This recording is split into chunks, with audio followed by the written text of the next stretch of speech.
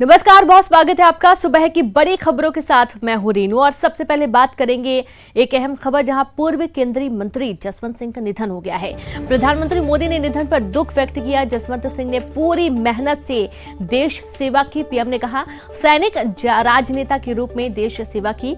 रक्षा मंत्री ने जसवंत सिंह के निधन पर दुख जताया है। तो पूर्व केंद्रीय मंत्री जसवंत सिंह का निधन हुआ। आपको बता दें, लंबे वक्त से वो बीमार चल रहे थे, उनका इलाज चल रहा था और उन्होंने अंतिम सांस ली। पीएम मोदी ने निधन पर दुख व्यक्त किया। जसवंत सिंह ने पूरी मेहनत से देश की सेवा की, पीएम ने कहा, और साथ ही सैनिक राजनेता के रूप में देश की सेवा की। रक्षा मंत्री ने जसवंत सिंह के निधन पर दुख व्यक्त किया है। तो पीएम मोदी ने ट्वीट किया, जसवंत सिंह जी ने हमारे देश की सेवा पूरी मेहनत से की। पहले एक सैनिक के रूप में और बाद में राजनीति के साथ अपने लंबे जुड़ाव के दौरान। अटल जी की सरकार के दौरान उन्होंने महत्वपूर्ण विभागों को संभाला और वित्त, रक्षा और बाहरी मामलों की दुनिया में एक मजबूत छाप छोड़ी। उनके निधन से दुखी हूं।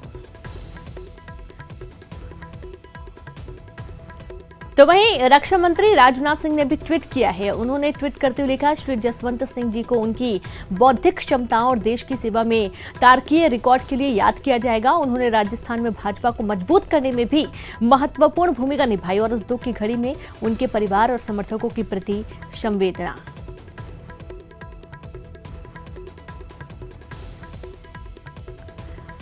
तो पूर्व केंद्रीय मंत्री जसवंत सिंह के निधन के बाद पूरा राजनीतिक जो माहौल है वो गम में डूबा हुआ है। प्रधानमंत्री मोदी ने और साथ ही रक्षा मंत्री राजनाथ सिंह ने ट्वीट करके काफी दुख व्यक्त किया और इस तरीके से तमाम ट्वीट सामने आ रहे हैं, जहां पर शोक व्यक्त किया जा रहा है। परिवार को इस दुख की घड़ी में धैर्य ढांढस बनाए रखने की बात कही जा रही है। तो जसवंत सिंह के निधन के बाद उनकी दिवंगत आत्मा को ईश्वर शांति दे और सभी परिवार के इस दुख की घड़ी में साथ होने की बात कर रहे हैं। और रक्षा मंत्री राजनाथ सिंह ने भी ट्वीट किया, जिसमें उन्होंने उनकी जो कामकाज रहे, उनका जो कार्यकाल रहा है, उसकी सराहना की और ये भी भारत के लिए एक अपूर्णीय क्षति के रूप में जाना जा रहा है।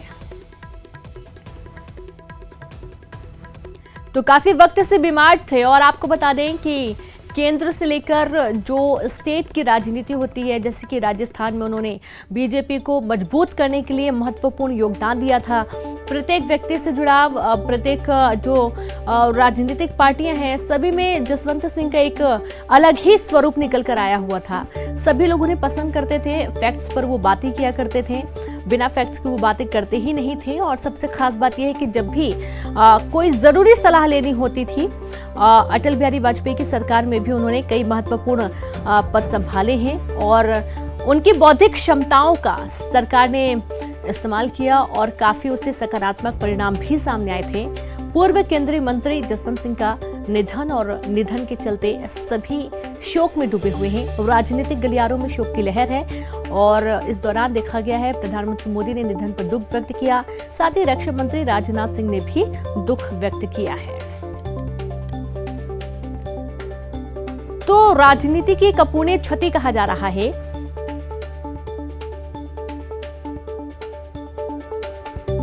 एक तरीके से देखा जाए तो मजबूत नींव आज ढह गई। और अनूप गुप्ता दिल्ली से जुड़ गए हैं। अनूप, ये एक ऐसी क्षति है जो कि भर नहीं सकती है और राजनीतिक गलियारों में शोक है। पूर्व केंद्रीय मंत्री जसवंत सिंह का जाना, मान लीजिए कि बीजेपी पार्टी ही नहीं बल्कि पूरी राजनीति के लिए एक बड़ा नुकसान है। अनूप, देखिए, बिल्कुल आप सही कह रही हैं। जसवंत सिंह बीजेपी के काफी वरिष्ठ नेता के तौर पर जाने जाते थे और आपको बता दूं कि जब अटल बिहारी वाजपेयी की सरकार थी तो काफी महत्वपूर्ण मंत्रालय का जिम्मा जो है वो अटल जी ने जसवंत सिंह को सौंपा था और जहां पर भी जरूरत पड़ती थी जिस मंत्रालय में, तो उन्हें भेजा जाता था, चाहे वो डिफेंस हो, चाहे वो फाइनेंस का मसला हो। तो ये कह सकते हैं कि एक बड़ी क्षति भारतीय राजनीति के लिए भी और बीजेपी के लिए खास तौर पर बड़ी क्षति है। लेकिन यहाँ ये भी मैं दोहराना चाहूंगा कि 2014 से ही जसवंत सिंह कोमा में थे। एक एक्सीडेंट हो गया था जिसकी वजह से सर पे चोट आई थी और उसके बाद वो कोमा में चले गए थे और उस वक्त ही जो मेडिकल टीम थी उनका कहना था कि कॉमा से वापसी करना आसान नहीं होगा। तो ये जरूर है कि उन्होंने लंबी लड़ाई लड़ी है अपने जीवन से जी। और 6 साल तक वो कॉमा में रहे और उसके बाद आज उनका निधन हुआ। वाकई ये राजनीति, भारतीय राजनीति और बीजेपी के लिए खासा नुकसान कह सकते हैं इसे। बिल्कुल। साथ ही अनूप, जैसा कि जब अटल बिहारी वाजपेयी की सरकार थी, कहा जा रहा है कि जो महत्वपूर्ण विभाग उन्हें दिए गए थे, उनकी खासियत ये थी कि वो सीधे फैक्ट्स पर बात करते थे। वो यहाँ वहाँ की बातें नहीं करते थे, ना ही किसी को राजनीति में यहाँ वहाँ की बातें करके बरगलाने की कोशिश करते थे। जो फैक्ट्स होता था उसी पर वो कायम रहते थे, चाहे फिर वो सरकार के विरोध में क्यों ना हो, सरकार के पक्ष में क्यों ना हो। तो देखिए, वो सेना के बैकग्राउंड से आते थे तो काफी डिसिप्लिन माने जाते थे और अटल बिहारी वाजपेयी के बहुत चहेते थे जी। एक एडमिनिस्ट्रेटिव काबिलियत जो थी वो बहुत ज्यादा जसवंत सिंह में थी और जिसकी वजह से जिस जगह पे सबसे ज्यादा जरूरत पड़ती थी अटल जी को, वहां पर उनको जिम्मा सौंपा जाता था और बहुत ही बाखूबी तरीके से जसवंत सिंह उसको निभाते थे। एक बात और मैं आपको बताऊं कि जहां जहां वो मंत्री रहे हैं, कभी उन विवाद उनके साथ नहीं जुड़ा है। कहा जाता था कि वो बहुत अच्छे तरीके से चीजों को हैंडल करते थे, जो चीजें जो उनको टास्क दी जाती थी अटल बिहारी वाजपेयी की तरफ से। ये उनकी बहुत बड़ी खासियत थी। बिल्कुल अनूप, आप सही बोल रहे हैं। बहुत शुक्रिया आपका हमसे जुड़ने के लिए। तो 2014 से एक एक्सीडेंट के बाद वो लगातार कोमा में थे। उन्होंने जीवन और मृत्यु के बीच में एक लंबी लड़ाई लड़ी और आज वो जंग वे हार गए। भोपाल से बड़ी खबर देंगे, दरिंदगी का बड़ा मामला। यहाँ रेलवे के वीआईपी गेस्ट हाउस में गैंगरेप की वारदात को अंजाम दिया गया। आरोपी रेलवे के ही 2 सीनियर अधिकारी हैं। बहुत शर्म आती है सुनते हुए भी। इनके नाम है राजेश तिवारी और आलोक मालवीय। राजेश तिवारी सेफ्टी काउंसलर के पद पर तैनात हैं और बताया जा रहा है कि युवती की नौकरी का झांसा देकर भोपाल बुलाया गया। पुलिस को दिए गए बयान में युवती ने बताया कि नशीला पदार्थ मिलाकर कोल्ड ड्रिंक में पिला दिया गया और उसके बाद उसके साथ घिनौनी वारदात को अंजाम दिया गया। आरोपियों के चंगुल से छूटकर युवती जीआरपी थाने पहुंची और मामला दर्ज कराया गया। भोपाल डीआरएम ने मामले की जांच के आदेश दिए हैं। पुलिस आरोपियों से पूछताछ कर रही है। फरियादिया है, 22 साल की बच्ची, महोबा की रहने वाली है। वो सुबह यहाँ भोपाल एक्सप्रेस से लगभग 7 बजे यहाँ पे आए थे और एक राजेश तिवारी हैं, सेफ्टी काउंसलर का काम करते हैं यहाँ पे, रेलवे विभाग में है, वो बताते हैं अपने आप को। वो उनके साथ संपर्क में थी, कुछ उनको ऐसा बताया गया था कुछ जॉब वगैरह को लेकर। वो यहाँ आई और उनको सुबह उनको जो प्लेटफॉर्म नंबर 1 के ऊपर एक रेस्ट हाउस है, एक ऑफिसर्स का इनका रेलवे का, उसमें उनको ठहराया गया राजेश तिवारी ने। उसके बाद फिर वो पुनः आए हैं वो 11 बजे। उनके साथ कोई और एक व्यक्ति और आया था, उसको फरियादिया नहीं पहचान पा रही है। उसके साथ एक और आए थे व्यक्ति। इन 2 लोगों ने उसके साथ गलत काम किया, इस तरह की उन्होंने रिपोर्ट की है। उस पर यहाँ पर 376D, 323 और 328 का मामला दर्ज किया गया है और हम अभी राजेश तिवारी से पूछताछ कर रहे हैं।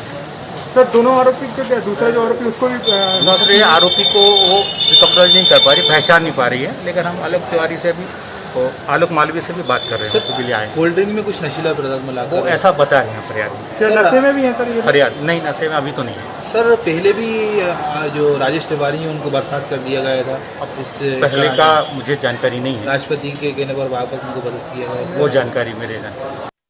और ज्यादा जानकारी के साथ संवाददाता मनोज जुड़ गए हैं। मनोज, बहुत ही शर्म आती है, बताइए, सीनियर अधिकारी इस तरीके की वारदात को अंजाम देते हैं, ये क्या कोई गैंग है? इसके पहले भी ऐसी घटनाओं को अंजाम दिया गया? मनोज।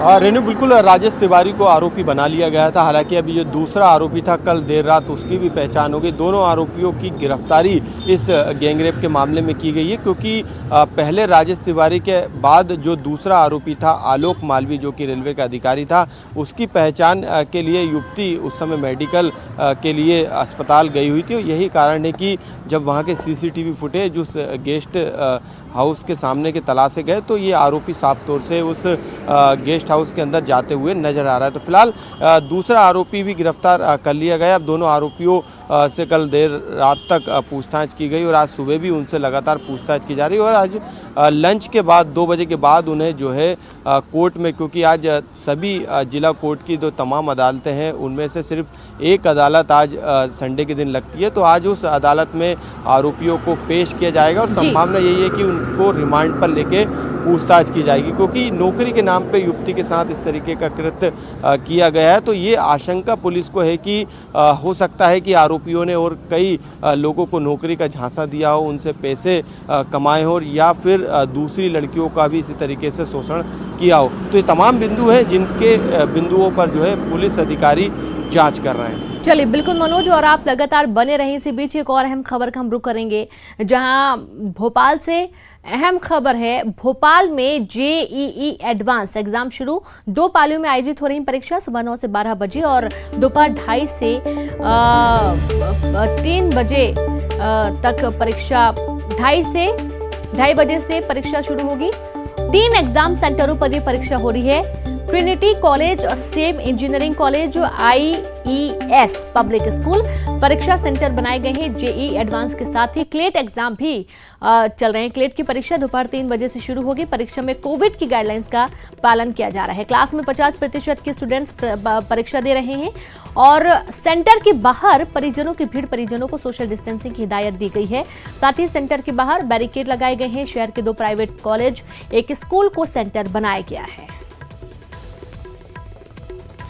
प्रदेश में जेईई एडवांस की परीक्षा शुरू हो गई है। राजधानी भोपाल में 3 सेंटर बनाए गए हैं। एक सेंटर कोकता बाईपास पे आप देख सकते हैं, इस कॉलेज को बनाया गया है। यहाँ पर लगातार स्टूडेंट जो है पहुँचे हुए थे और अंदर जो है फिलहाल एग्ज़ाम चल रहा है। 2 शिफ्ट में ये एग्ज़ाम होगा। पहली शिफ्ट जो है 9 बजे से शुरू हो गई है। इसके बाद दूसरी शिफ्ट जो है 12 बजे ख़त्म होने के बाद 2:30 बजे से शुरू होगी। हालांकि आज क्लेट का भी एग्ज़ाम जो है राजधानी भोपाल के कई सेंटरों में आयोजित किया गया है। एक कॉलेज जो है जेईई एडवांस परीक्षा के लिए कोकता बाईपास पे बनाया गया, दूसरा एक निजी कॉलेज को बनाया गया और तीसरा जो सेंटर है वो एक प्राइवेट स्कूल को बनाया गया। हालांकि यहाँ पे जो स्टूडेंट अभी एग्ज़ाम देने के लिए अंदर परीक्षा में शामिल हुए हैं, उनके जो परिजन हैं उनसे हमने बातचीत की तो उनका यही कहना है कि ट्रांसपोर्ट को लेके ज़रूर उनको दिक्कत हुई है, क्योंकि इस सेंटर में राजधानी भोपाल के अलावा प्रदेश के दूसरे ज़िलों से भी जो छात्र हैं वो परीक्षा देने के लिए आए थे, तो उनको ट्रांसपोर्ट के लिहाज से दिक्कत ज़रूर हुई, क्योंकि जो ट्रांसपोर्ट के जो साधन है, जो बस है और दूसरे जो साधन है वो उनको नहीं मिले। यही कारण है कि उन्हें अपने ट्रांसपोर्ट के साधन से यहाँ पर आना पड़ा। कैमरामैन अजय तंवर के साथ मनोज राठौर, न्यूज़ 18 भोपाल। चलिए रुक करते मनोज का। मनोज, जैसा कि हमने देखा है तमाम गाइडलाइंस का भी पालन किया जा रहा है और किस तरीके की सुचारू व्यवस्थाएं, क्योंकि परिजन भी पहुंचे हुए हैं सेंटर्स के बाहर, तो किस तरीके के इंतजाम देखे गए हैं? जी बिल्कुल, मैं वो तस्वीरें दिखाना चाहूँगा सेंटर के बाहर, क्योंकि लगातार जो स्टूडेंट यहाँ पे पहुँचे थे और उनके बाद वो स्टूडेंट इस समय एग्ज़ाम पहली शिफ्ट में दे रहे हैं। हालांकि अब दूसरी शिफ्ट, जब पहली शिफ्ट 12 बजे ख़त्म होगी उसके बाद 2:30 बजे से इसी एग्ज़ाम की दूसरी शिफ्ट शुरू होगी और फिर स्टूडेंट को जो है एग्ज़ाम देना पड़ेगा। हालांकि जो फैमिली है वो आप देख सकते हैं कि बाहर लगातार अब अपने बच्चों का इंतज़ार कर रही, जो एग्ज़ाम दे रहे हैं, क्योंकि कई जो परिवार हैं वो राजधानी भोपाल के अलावा प्रदेश के दूसरे ज़िलों से, ग्वालियर, जबलपुर और ऐसे दूसरे कई ज़िलों से यहाँ पर एग्ज़ाम देने के लिए आए हैं। राजधानी भोपाल की बात करें तो यहाँ पे 3 सेंटर की जानकारी मिली है। 3 सेंटर पे ये एग्ज़ाम किए जा रहे हैं, जिसमें 2 प्राइवेट कॉलेज हैं और एक प्राइवेट स्कूल है। इन 3 सेंटरों को बनाया गया है। अंदर जो व्यवस्था की जो जानकारी मिली हमें, उसके अनुसार कोविड के चलते तमाम जो गाइडलाइन सरकार के द्वारा जारी की गई थी, उस गाइडलाइन का पालन किया जा रहा है। एक क्लास रूम के अंदर सिर्फ 50% बच्चों को ही एग्ज़ाम की परमिशन दी गई है। सोशल डिस्टेंस के तहत उनकी कुर्सी को वहाँ पर रखा गया है। वहाँ पर जब एग्ज़ाम दे रहे हैं उससे पहले सैनिटाइज भी वहाँ पर कराया गया है। तमाम तरीके के जो नॉर्म्स है उसका पालन किया जा रहा है। यहाँ पे सबसे पहले स्टूडेंट को चेक किया गया था, ये गेट है। इसके अलावा अंदर जहाँ परीक्षा केंद्र और जो क्लास रूम है वहाँ पर भी बच्चों की चेकिंग की गई थी। और यदि हम बाहर की बात करें तो बाहर भी बैरिकेड्स और रस्सी से ऐसा कवर्ड किया गया ताकि जो अभिभावक है वो, यानी कि पूरे इंतजाम किए गए। हैं। बिल्कुल मनोज, और साथ ही आज जो रायपुर में भी जेईई एडवांस के एग्जाम हो रहे हैं, 2 पालियों में परीक्षा है। देवव्रत हमारे साथ जुड़े हुए हैं। देवव्रत, चूंकि लॉकडाउन भी है, लॉकडाउन के दौरान किस तरीके के इंतजाम किए गए हैं? आज परीक्षा है जेईई एडवांस की, तो